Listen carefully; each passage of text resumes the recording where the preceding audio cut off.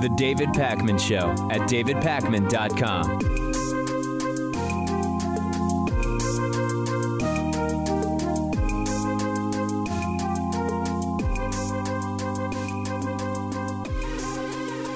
So it literally rained on Trump's parade over the weekend. I totally checked out of News and Politics starting like right after we finished the July 3rd show. Didn't pay attention to anything until last night when I started preparing for today's show. But I did hear from friends that it rained and it poured during Donald Trump's very absurd kind of dictator-esque military parade involving tanks and so many other things. But the real hilarity was actually in Donald Trump's speech, where he said lots of things that just made no sense whatsoever. This is just the funniest, dumbest thing, which tells us that Donald Trump is ignorant, not just on the big stuff, relationships between countries and issues of foreign policy and trade and economics and social issues and on and on and on and on. He's also ignorant just about basic human timelines, in a sense. Donald Trump, in a speech meant to, I guess, be inspiring, called the salute to America on the 4th of July, mentioned the heroic Continental Army taking over, yes, airports during the Revolutionary War for independence from England. And of course, there were no planes or airports in the 1700s, but that, I guess, doesn't really matter. Check this out, and the explanation, which I'll play for you later, is even funnier. The Continental Army suffered a bitter winter of Valley Forge, found glory across the waters of the Delaware, and seized victory from Cornwallis of Yorktown. Our army manned the airport. It ran the ramparts. It took over the airports. It did everything it had to do. And at Fort McHenry. Yeah, what on earth is this guy talking about? Airports in the 1700s. I received a really funny email about this from Gordon. Gordon said, "Dear David, I'm a 325-year-old air traffic controller, and I wish to protest that nobody told me that there was a job for me at any of the multitudes of airports in the USA in the 18th century. In order to make ends meet, I was forced to drive a tank at the Battle of Yorktown, whilst my brethren flew supersonic jet fighters from the nearby nuclear-powered aircraft carrier. If I had known about these airports, I would have jumped into my Tesla to get to the ATCO recruitment office in Trump Tower. Best wishes, Gordon Bain." So the explanation from the Trump administration is that the teleprompter was faulty for a moment. Now, that's funny because that could mean two different things. Are they saying that a faulty teleprompter incorrectly added a line about Revolutionary War era airports? That would be a weird thing. Like normally when things glitch, they don't put up coherent language that points to inaccurate historical assertions. That would be a weird sort of glitch for a teleprompter. The other explanation is the teleprompter glitched in the sense that Trump had to ad-lib briefly, and what Trump ad-libbed was that there were airports in the Revolutionary War. Another really strange moment was where Trump was praising American inventors, and he mentioned the Scottish-born Canadian citizen inventor Alexander Graham Bell. Check this out. Our quest for greatness unleashed a culture of discovery that led Thomas Edison to imagine his light bulb, Alexander Graham Bell to create the telephone, the Wright brothers to look to the sky and see the next great frontier. For Americans, nothing is impossible. So really strange to talk about how great Americans are at inventing stuff on the 4th of July and mention Alexander Graham Bell, who, of course, was Scottish and moved to Canada, where he was a citizen when he invented the telephone. Again, this did not seem to be a teleprompter glitch. It actually seemed to be part of the script or Donald Trump ad-libbing himself, both of which raise a number of questions. Another embarrassment, and as a reminder, because so much of this is related to teleprompters failing or Trump reading strange things from the teleprompter, remember what Donald Trump thought about Barack Obama's use of a teleprompter? One example from 2012 when Donald Trump tweeted, "Why does Barack Obama always have to rely on teleprompters?" Many other such examples. Of course, Donald Trump, the guy in the glass house throwing stones, his teleprompter reportedly glitching. And suddenly Trump thinks there were airplanes and airports in the 1700s. Here's Donald Trump blaming the teleprompter. Give a little appreciation. The media, generally speaking, loved it. They loved the evening. We had a lot of rain. I stood in the rain. The teleprompter went out, so I had... Yeah, the teleprompter went out. It kept going on, and then at the end, it just went out. It went kaput. So I could have said, and actually right in the middle of that sentence, it went out. And that's not a good feeling. This guy is just the funniest, isn't he, despite himself, Trump? If it weren't so embarrassing internationally, day after day after day, he has no fun. For a guy with no sense of humor whatsoever, he is inadvertently funny in ways that he can't even understand. A president should not get so confused by a teleprompter going out that he starts saying there were airports in the 1700s, right? Is it too much to just expect some basic knowledge? If, quote, the prompter went out and Trump mentioned that the Civil War was ultimately decided by who had the better internet technology, would we accept that and say, the teleprompter went out? Of course he said the internet technology at the time determined the winner of the Civil War. No, we wouldn't accept it, and this is just as stupid. I've told you before that the word socialist for the American right has become just like a meaningless catch-all insult that doesn't actually have anything to do with what socialism is as a form of government, as a form of an economy. Socialism is, in its simplest form, a system where ownership of the means of production is socialized. There are different versions of it. We can debate whether we should be for or against it, but socialism is socialism. It's not other stuff that you don't like. Emma Vigeland from TYT, I hope I'm pronouncing her last name correctly, interviewed a Trump supporter. And this Trump supporter may be the dumbest Trump supporter I have ever seen interviewed, period. And that takes a lot. I mean, it takes a lot to even potentially get to that level. The woman that Emma interviews says that Joe Biden is a socialist. Now, of course, if you look at the Democratic field, you would realize that Joe Biden would be likely the furthest from the socialist of those candidates currently running in the Democratic primary. Emma asks basic follow-up questions, like, what do you mean Joe Biden's a socialist? And then it gets really good. If you're listening and not watching, just bear in mind that the woman is wearing, obviously, a red MAGA hat during the interview. Do you think Joe Biden is a socialist? Yes. How would you define socialism? I define socialism when you bring down your own country, your own race, because he's not black. And What does that mean? Bringing him down to black people? Is that what you're saying? no, he's saying that the white people, he doesn't look at himself in the mirror. Okay, so it's already insane.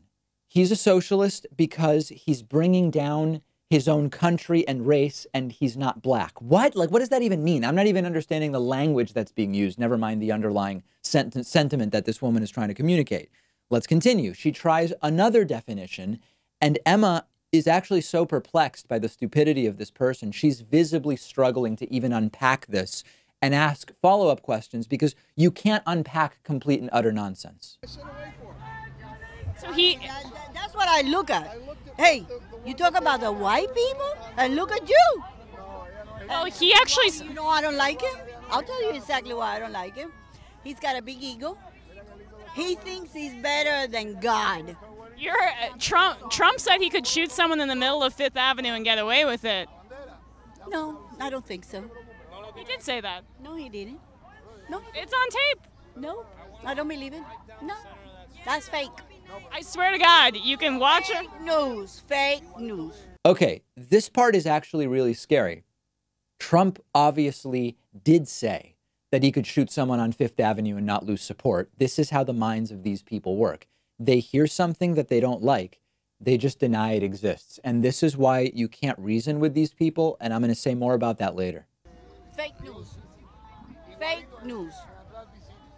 Okay. Do you want to watch the video? They say, I have the most loyal people. Did you ever see that? Where I could stand in the middle of Fifth Avenue and shoot somebody and I wouldn't lose any voters, okay? It's like incredible. Any of the Democrats, do any of them appeal to you? Liars. All liars. The Pinocchio keeps growing. Okay. And then you yourself won't have a country. You yourself won't have a country. Keep believing all these liars, and you yourself will be out of your country. Socialism doesn't work wherever it goes. But why is Joe Biden a socialist? Why is Joe Biden a socialist?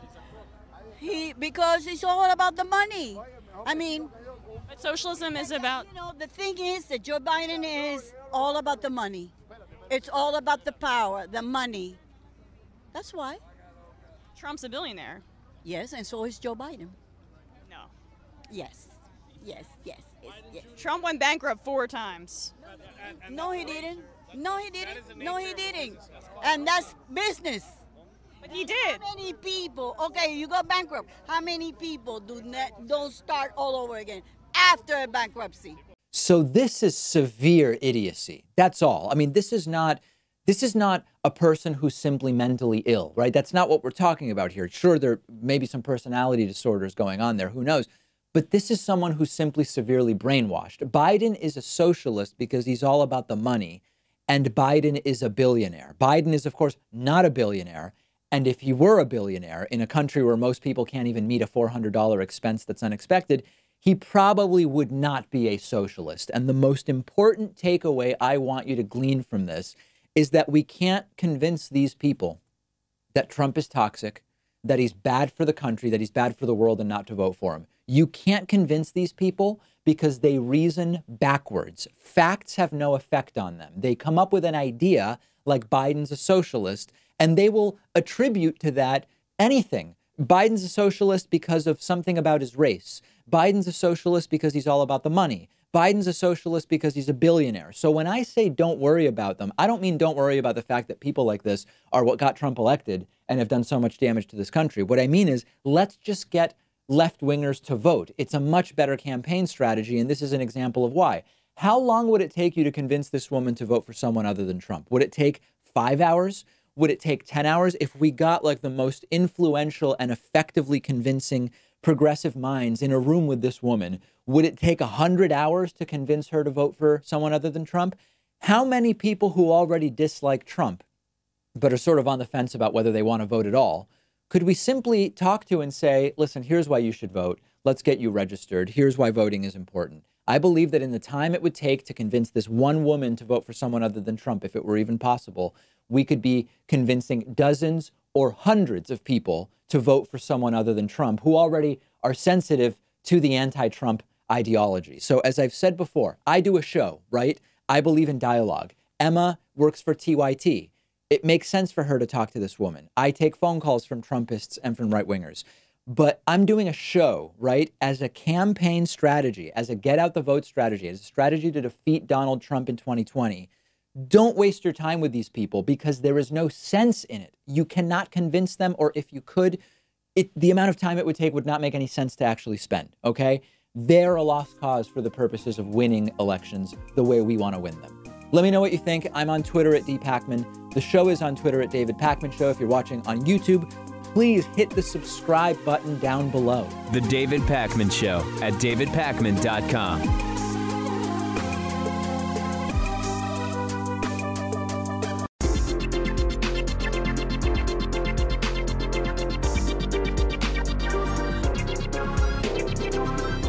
The David Pakman Show at davidpakman.com. Okay, today's new members of the day are William Buring and Lars Camp. William and Lars, thank you for supporting the show. Really appreciate the fact that you are saying you want to actually support financially programs that you find valuable. That's what we need. And someone who's been doing that for almost 5 years is Paola Lombardo, who is today's longtime sustaining member of the day. Paola from Italy. And Paola, one of our great international members who has now been with us almost 5 years. William, Lars, Paola, thank you. Join them at www.joinpakman.com. Okay, I regularly receive videos of interactions with police from people in the audience. Usually I don't end up talking about them on the show because I don't see anything interesting or the circumstances seem very blurry. I don't, blurry or gray area, maybe not literally blurry video, but just it's unclear exactly what's going on. There's nothing interesting. I don't think there's any interesting points to be made. But in the past, there have been some times that we successfully put a spotlight on interactions between police and citizens. And one example is back in 2015. I received a video from Ohio of a black man being pulled over for, quote, making direct eye contact with a police officer. That clip ended up getting nearly 300,000 YouTube views. But more importantly, it actually led to a meeting between the black man and the white officer. and I believe an apology and maybe even further training for officers. It was a really great thing that was able to come of it. I have another video for you today and another one of these stories that I do want to talk about. And this one is from Fairfax County, Virginia, and it involves a young black man back in March. The video was only recently made available, sitting in his car at a red light driving home from work. And before I tell you the story, make sure that you subscribe, like, and share this video if you're watching it on YouTube. We want this to be widely seen. That's how it will have the widest impact. So subscribe, like the video, and share it. As the story has been told to me, an Officer Bush, badge number 4077, started following the young black man, made eye contact as the officer passed the black man. The officer then makes a U-turn in the middle of the street to get right behind this young man and follows the man into his neighborhood and all the way to his apartment building, in fact, at which point the driver parks and the officer approaches the man and starts asking questions that don't seem quite right given the circumstances, including claiming not to believe that the young black man actually lives in the apartment complex into which they've pulled, despite the fact that, as I've been told the story, there is actually a resident parking sticker on the driver's side of the vehicle driven by the young black man that associates it with the apartment complex into which they pulled. So we have video, and I want to show you the video, and there's a lot of concerning things here. Let's look at clip number 1. Hey. Hey, sir. How you doing? Doing well. How are you? Hey, good. Hey, do you live here? I do, yes. Okay. Where do you live at? In this apartment right here. Oh, okay. You got ID on you? No, I don't. You don't have ID? Well, I do have an ID, but do I have to show it to you? You don't have ID on you? I do have an ID. Okay. Do I have to show it to you? You don't have to. Is this your car? Yes, it is. Okay. Is there a problem? What building do you live in? This building right here. What's the address? I don't have to show you. I don't have to tell you the address. What's that? Do I need to tell you the address? Yeah, what's the address? Why do I need to tell you my address? No, I'm asking you what the address is. But why do I need to tell you that? Because I'm asking you. But is there a reason why you're asking me? Because I want to know if you live here, because if you don't live here... I just told you I do live here.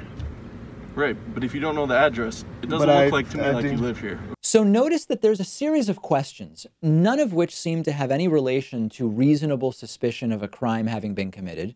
The driver knows his rights and is asserting them, and then it gets to the crux of what the officer said there. It doesn't look like, to me, that you live here. You don't look like you live here. What would be the reason for that? What about this man who knows his rights and has done nothing to warrant suspicion of a crime? What about his appearance suggests to the officer that he doesn't really live in the apartment complex in which he claims to live? Now, I know that there will be people who will say, David, the driver is being obstinate. Just give your ID, state the address, and you'll be on your way. And this is exactly the problem. This is called phishing. The officer asserts no reason why he's following and now asking repeated questions to this individual. The driver realizes that the officer is phishing, and he doesn't provide more information. And your reaction is that the driver is the problem here? By the way, again, the driver reportedly has a parking sticker for that parking complex, that apartment complex, in a window on the driver's side. But again, he doesn't have to engage with this stuff if he doesn't want to. So let's continue where he goes back to the car, questions about the car, and questions about how long the individual has lived in the area. Okay, and why is that? I'll be honest with you. Why is that? Whose vehicle is this? This is my vehicle. Is it in your name? It's in my mom's name, and it's in my name also. Okay, how long have you lived in this area? Do I have to tell you that? I'm just asking you a question. Okay, but why are you asking me these questions?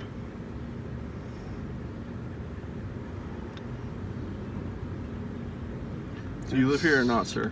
I already told you, I do live here. Okay, because if you don't live here, you're trespassing. I know that, and I told you, I live here. Okay. So what's the address that you live at? Why do I have to tell you that? Because I don't believe you live here, sir. And why don't you believe me? Why don't you believe I live here? Because you don't know the address. I already told you, I do know the address. Okay, what's the address that you live here? I don't have to tell you that. I live here. Why are you harassing me? Okay. I'm not harassing you. Okay? You're in my neighborhood, coming up to me, asking me what my address is because you say I don't live here. Why don't you believe I live here? If you don't live here, then you're trespassing. Do you have reason to believe that I'm trespassing? I mean, again, other than the fact that you said I don't look like I'd live here, the driver doesn't have to do the police officer's job for him. And good for the driver for saying, You're telling me you don't believe I live here, but why are you even talking to me right now? These questions are questions meant to try to trip up or create an apparent contradiction, or even just to further make the driver nervous, as the driver understandably is, as you can hear in his voice, so that he then does something justifying further interaction with the officer, whether it's searching the car, pulling the driver out, whatever. And the driver, you hear the nervousness in his voice, but he doesn't take the bait, and I think that's good. Now, this is a good point for me to make now.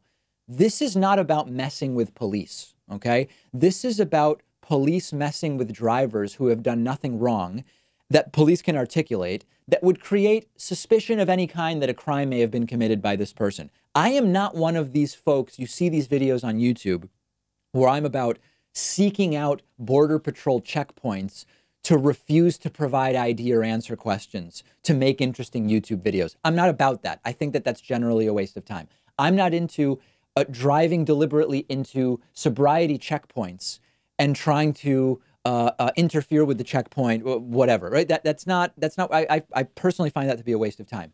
That's different here. That's not what's going on. This is an individual who was just driving home when this officer decided this is someone that I'm going to talk to and start asking repeated harassing questions. Often you will hear, well, the driver generally matched the description of someone we were looking for. Police will say that. That wasn't said here, and it hasn't been asserted after the fact, even though an investigation has been opened up. Let's now watch the end of the interaction. Sir, I'm not harassing you. Okay? All right, can I have your name and badge number? You can. Detective Bush, and my badge number is 4077. Okay. Thank you. So do you have an ID on you or not? I do. I already told you I do have an ID. Okay. What's your name? I don't have to tell you that.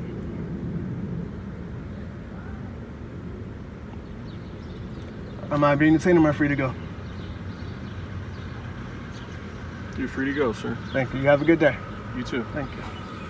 Ultimately getting to the key question, am I being detained or am I free to go? Detective Bush ultimately realizes he has no business trying to detain this person. He has no justification for detaining this individual. And the right question was ultimately asked, am I free to go? And the answer was yes. This is a guy driving around.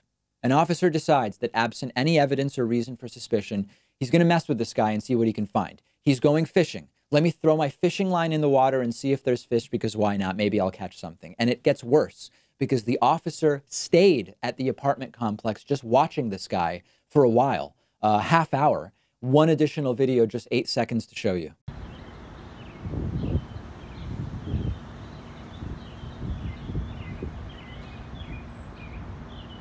And there's the officer continuing to wait around in the parking lot. I don't know more about this right now, okay? You now have all the information that I have. I was sent this. I watched all of these videos multiple times in detail. Let's see what comes of this. I'm told that Internal Affairs is now investigating this. Knowing and asserting your rights when you were being confronted by police for no reason is not being obstinate. And this guy did the right thing. A lot of people don't know what their rights are in these situations. Despite being clearly nervous, you hear the agitation in the black man's voice. And I understand it. He asserted his rights.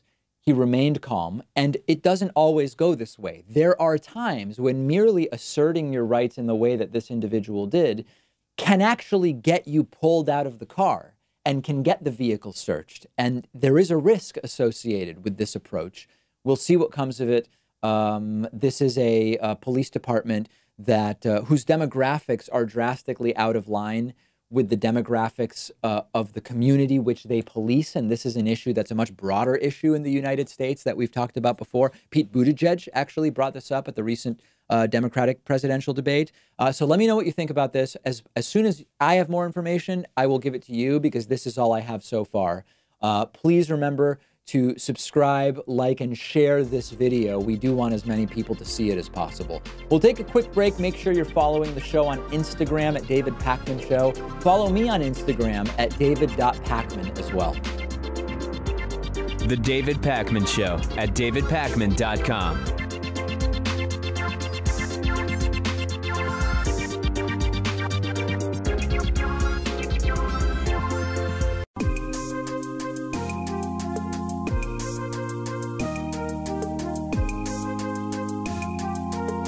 Welcome back to the David Pakman Show.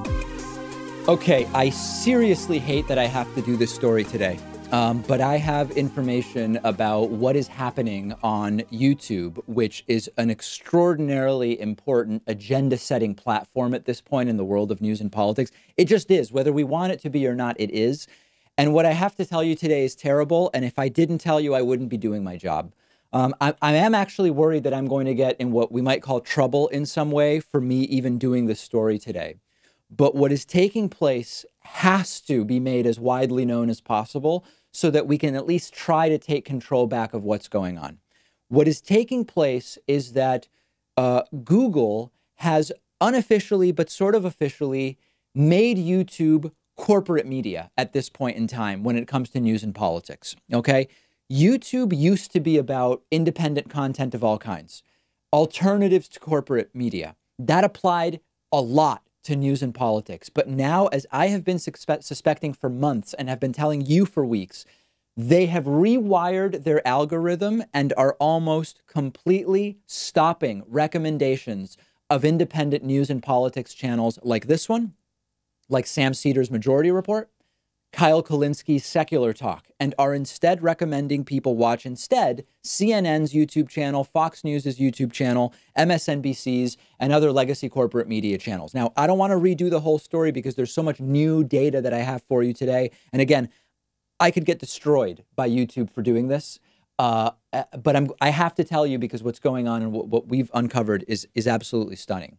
Just to refresh a little bit, our channel has been getting fewer and fewer views from YouTube's recommended video algorithm. When you watch videos on YouTube, YouTube suggests other things to watch alongside or below the video. The idea is to keep you watching as long as possible. Okay, we used to get a lot of recommended video views from YouTube's algorithm. I told you previously I estimated that we had lost about 2 million views per month from this algorithm, recommending our videos more and more infrequently. That was a massive underestimate. There's a disturbing new metric I looked at. On YouTube, some of the people watching our videos, like anybody else's, some of the people are subscribers and some aren't, okay?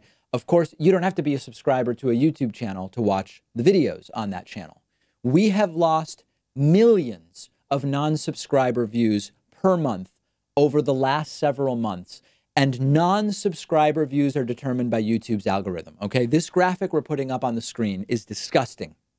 The numbers of views from subscribers has slowly trickled up, which makes sense. As we gain subscribers over time, we get a few more views from subscribers over time. That's the blue line on the bottom. It's a slow uptick. The red line is non-subscriber views. This is determined wholly, totally by the YouTube algorithm. 8 million non-subscriber views in December. Just a straight line decline down to under 5 million in June. A shortfall not of 2 million views a month as I thought, but of 3 million views per month. Most channels don't even get 3 million views ever. Even most active YouTube channels don't get 3 million views per year, never mind per month.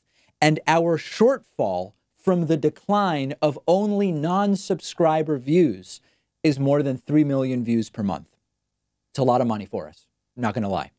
Now, lots of people wrote in and said, David, okay, you're losing views from the algorithm, but who is gaining them? If you really are right about this, the YouTube audience continues to grow. If you are losing views from the recommended video algorithm, someone must be gaining those views. And that is exactly right. And I spent the weekend researching this, and I am now ready to tell you exactly who is gaining. And it's all corporate channels. You are likely going to be disgusted by this, but maybe not surprised.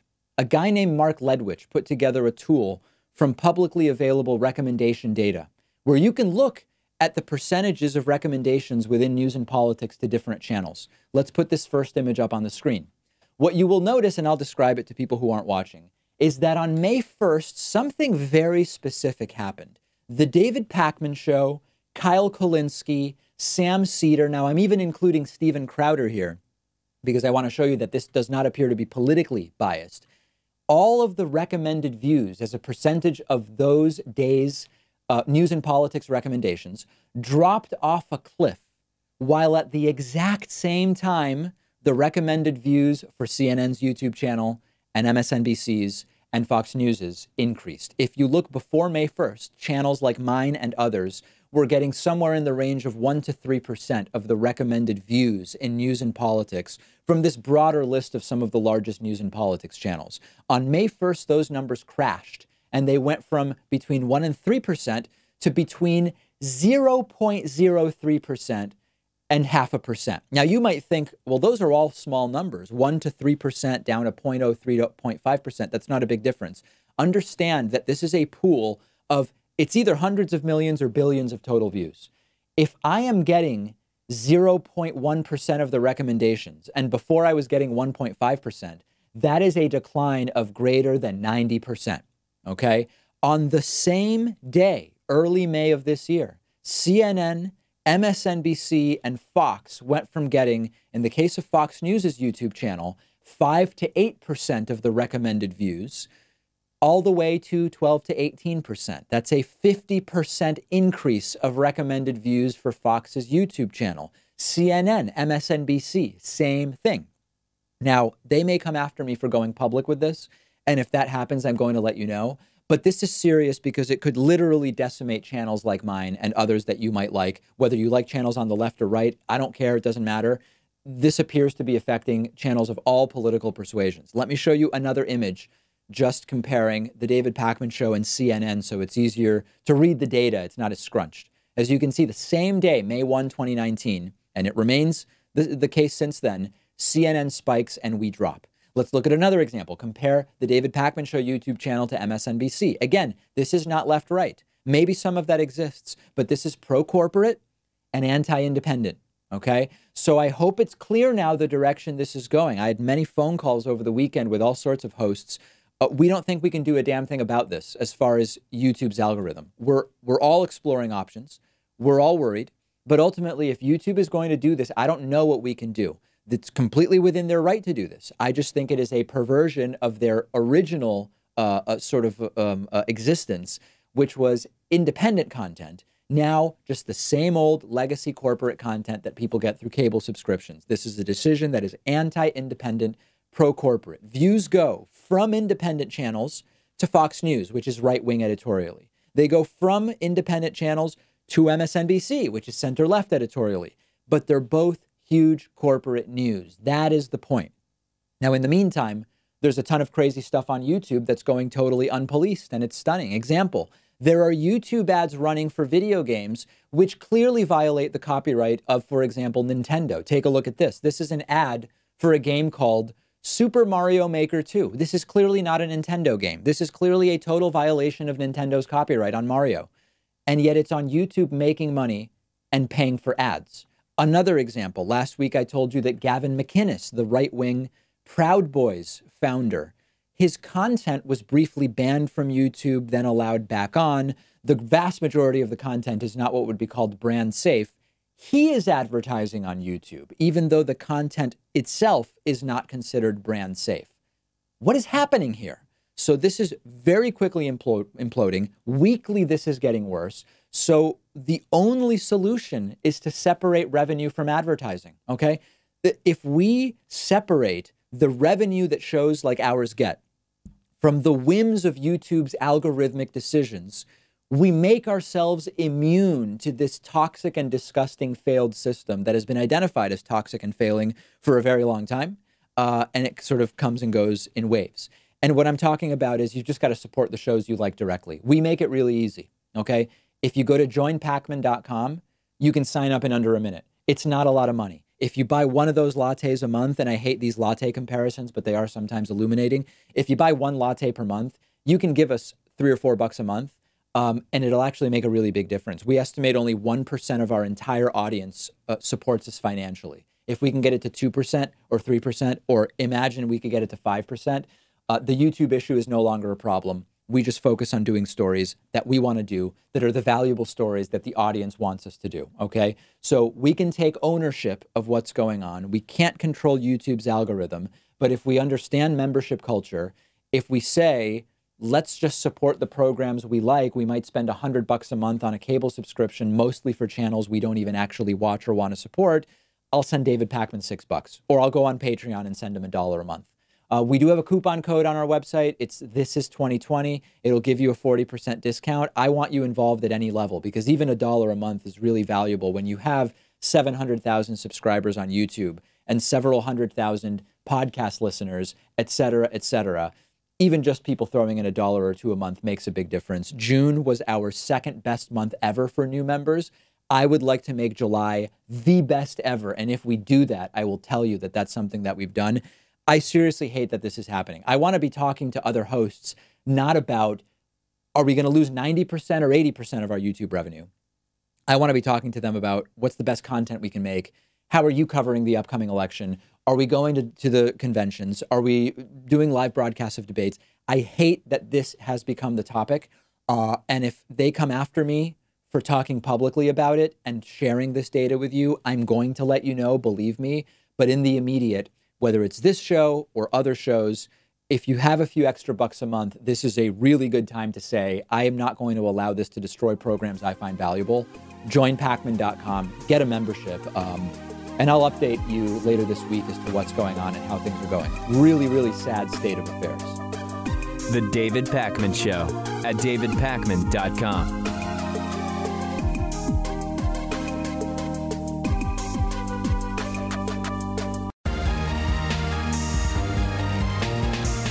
The David Pakman Show at davidpakman.com.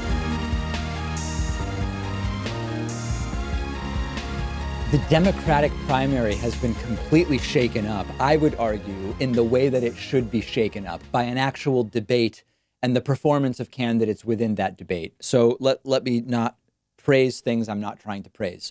I was hugely critical of the disastrously lame debate format that the DNC employed. They had 2 nights of debate, 10 candidates per night, 60-second responses, 30-second rebuttals. Not everybody gets to comment on every issue. This is not a format that's going to really let you learn very much about anybody's policy in depth, but the polling has completely changed as a result of how the candidates did in the debate. And I think that's at least a good reason for polling to change, in the sense that I don't want polling to change because of attack ads on TV. I don't want polling to change because of PAC spending. I want polling to change because people are watching the candidates talk and learning more about them.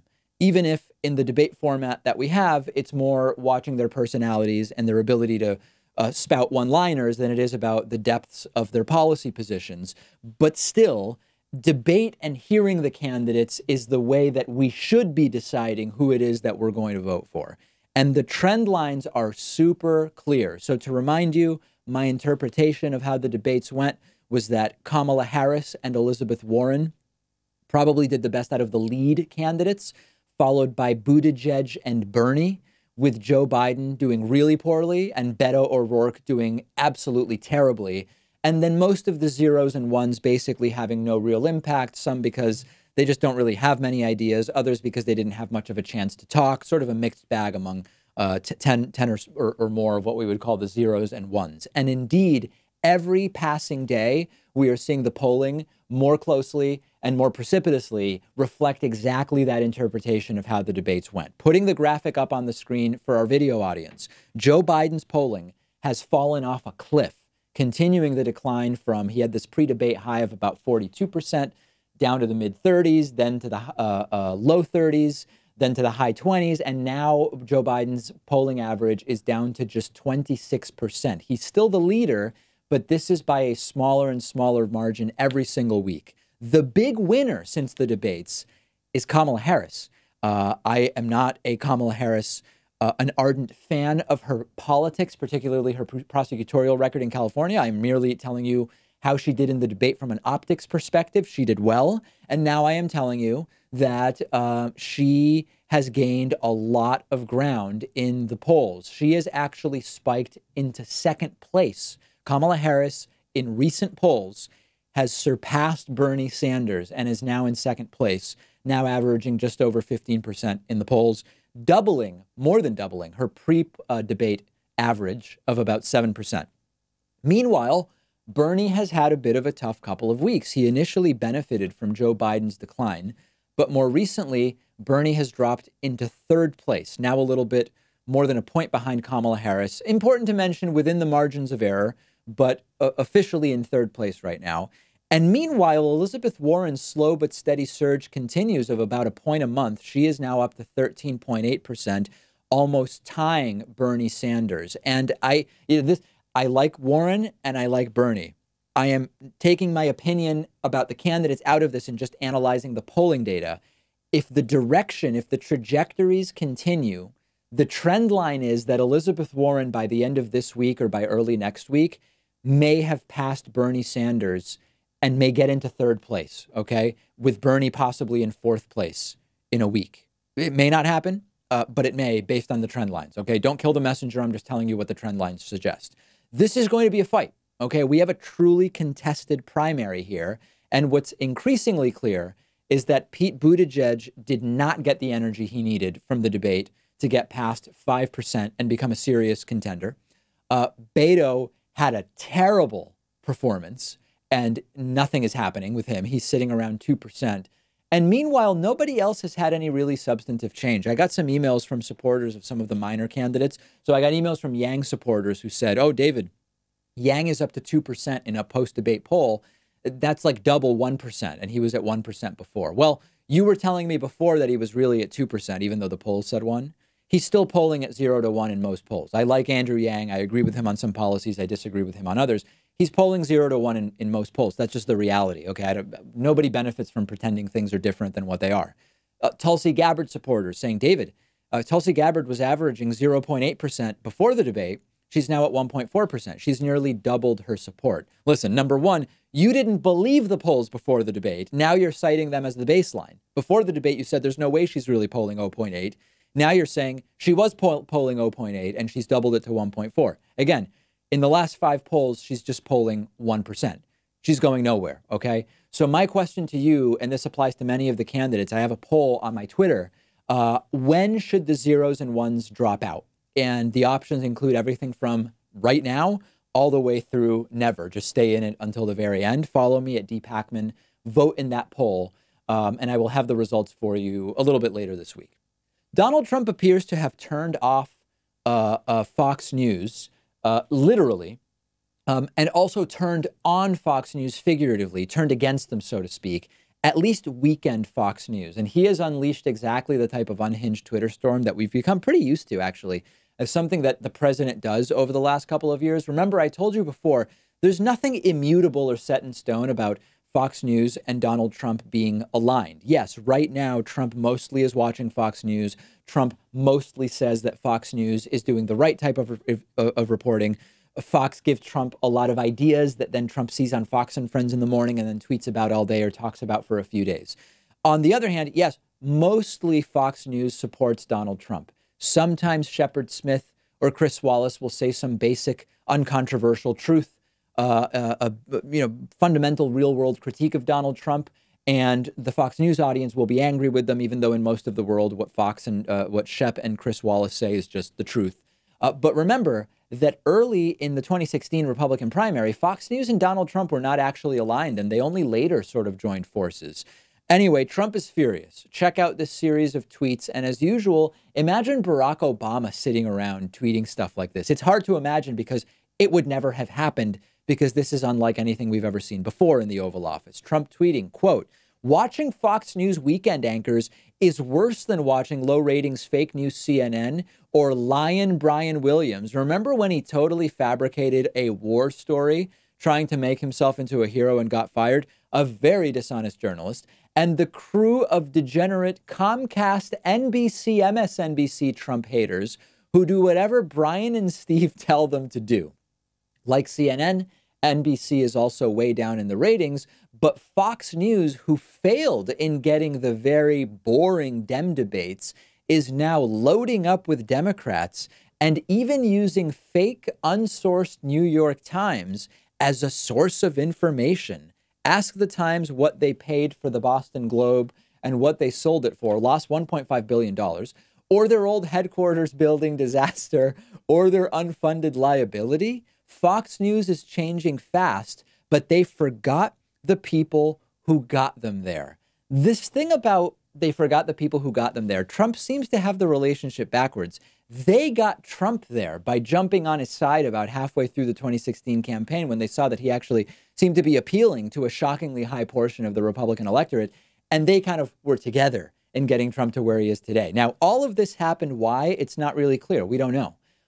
It appears that it might be because Fox News broadcast the following video of people in France watching the Women's World Cup final. And when Fox News goes live, the crowd knows it's Fox News and they start chanting F Trump. Take a look at this video. History has just been made, Arthel. We are here in a sports bar in Lyon, France. Here, listen to it. Said we are in a sports bar. We were going to be outside. We were going to be looking at a screen with the football. Just the funniest part about this is that if this really is why Trump lost it on Fox News, it's not really Fox's fault. I mean, Fox is doing live TV. This is what people started chanting, presumably unbeknownst to the anchor as he went live. But if this makes Trump angry with Fox, great, because any disruption to Fox being a total arm of the Trump administration status quo is great. And Trump continuing his bizarre attack on Fox later on saying, quote, impossible to believe that Fox News has hired Donna Brazile, the person fired by CNN, after they tried to hide the bad facts and failed, for giving crooked Hillary Clinton the questions to a debate, something unimaginable. Now she is all over Fox, including Shep Smith, by far their lowest rated show. Watch the Fox News weekend daytime anchors who are terrible go after her big time. That's what they want, but it sure is not what the audience wants. I don't really know that a super deep analysis is even required here. I mean, Trump is triggered because he expects Fox News to be pro-Trump echo chambers 24/7. Occasionally, sometimes even by accident, in the case of that video from the World Cup Paris F Trump chant, something will occasionally pierce the echo chamber and Donald Trump gets mad. This guy's a very sensitive snowflake. He constantly attacks others as weak. Soldiers who have PTSD are not strong enough, even though Trump's dad paid a doctor to write a letter about how Trump's ankles preclude him from going to Vietnam. Totally emasculated is Trump by the mere mention of John McCain. So he makes it his job to attack McCain endlessly. And the most important implication is that if the relationship between Trump and Fox News breaks as the 2020 election gets closer, that's a really good opportunity for something other than Fox News to be preventing, to get into the action, and maybe we can get Trump removed from office, in the sense that anything that disrupts this kind of hand-in-glove relationship between Trump and Fox News is great, and we should make sure to publicize any time that there is this apparent rift. When Fox News criticizes Trump, it should be widely publicized. We know Trump will hear about it. We know it will trigger him. We know it will send him into another Twitter frenzy. And anything we can do to sever that relationship is potentially going to pay dividends in the 2020 election. Now, just as a word of warning, remember, if Trump moves on from Fox as his favorite, he is probably going to move on to promoting an even crazier channel called, I don't remember if it's OAN or OANN. I think it's like One America News or the One America News Network. I forget exactly. It's even more off the deep end than Fox News, if you can imagine it. And check it out online if you want, although you may not be thrilled about giving them any of your web traffic and potentially ad revenue. But if Trump does sever the tie with Fox, he's probably going to OAN, and they're even wackier. And OAN rising in terms of prominence in the United States would be materially destructive to everything we hold near and dear in terms of the fabric of this country. So there's ups and downs. I don't know. What do you think is going on with the Trump-Fox relationship? Let me know. Okay, we have a voicemail number. That number is 219-2-DAVID-P. We received a voicemail that is interesting. It's about veterans and the left. I disagree with the premise of the voicemail, but let's listen to it first, and then I'll tell you what I think. Hey, David, this is Shane from out in Ventura. Tried to get you on the call line and didn't, but I wanted to ask you this question because I think it means a lot. Will the left ever meaningfully accept veterans and their families under the big tent? I'd ask you to consider, at least for the sake of argument, that veterans are among the most class-conscious and class-organized groups in this country. Look at Team Rubicon, Team Red, White, and Blue that do charity work and disaster prevention, and all of the organizations that support veterans. This accepting of military veterans under the big left tent would also help in taking the corporate Dems and the corporate Republicans ability to wrap themselves in the flag. You know, as a vet, I want to be part of the solution for my country, not a part of the problem. And I definitely feel like the direction that you represent and other people are representing now are part of the solution, not a part of the problem. How do we clear the barrier? Can we? I'd ask you to consider the bonus march and Smedley Butler's War is a Racket. Thank you very much for your time. Listen, I disagree with the premise, okay? I agree that the right has won the propaganda war around supporting the troops, but the left does accept veterans. The left is, listen, it's not patriotic to say, let's send our troops all over the place to spread democracy or whatever. That's not patriotic, and it's not supporting the veterans. When the left says we really should be considering use of the military as our last resort, we shouldn't use the military for political fights. We shouldn't use the military in ways that we are putting them in harm's way for the personal political priorities of whoever is in the White House. That is supporting the troops. When we say, hey, the veterans are coming back and they're not getting the care that they need, and there's PTSD and there's other things, and we've got to fund that properly, that's patriotic. That supports the veterans. That supports the troops. When Trump says there's lots of veterans who just aren't strong enough, so they have PTSD, right? That does not support the troops. That does not support veterans. So I reject wholeheartedly the idea that veterans and their families are not accepted by the left. It's that the right has, and it may even have infected this caller, the right has so successfully run the propaganda war around the troops that you end up getting calls like this where someone says, hey, it would be really great if the left accepted veterans. What exactly are you talking about when you say that? Because I consider my views on troops and veterans of the most pro-troop and pro-veteran views one can have. They just aren't use our troops for political gain around the world. Indefinitely increase funding to unnecessarily cartoonish levels to endlessly buy and replace more and more weapons that will never be used and that we don't need. That doesn't seem to support the troops. That doesn't seem to support veterans. I'm actually for supporting the troops and veterans in the ways that I would prioritize, number one, keeping them safe, and number two, keeping them healthy, and number three, jobs programs and reintegration into society after serving overseas, et cetera, et cetera, et cetera. So give me a break. The left has no problem with veterans, but we have, unfortunately, lost the propaganda war in great part to messaging from the right around support the troops. Sad, very, very sad. On today's bonus show, we will talk about yet another threat to the Affordable Care Act. I will also talk about Netflix making an announcement that they are going to try to pare down in Netflix original programming the amount of smoking of cigarettes that takes place because of complaints that at this point in time, we should really stop, quote, glorifying smoking by having lead characters and others smoke cigarettes in shows. Very interesting topic, which I want to get into on the bonus show. And lastly, nearly a quarter of Americans now say they do not believe they will ever retire, according to a new poll. We will talk about the details of that, as well as the economic implications and the socio-cultural implications. Get access to the bonus show instantly by becoming a member at joinpakman.com or becoming a patron at patreon.com/David Pakman Show.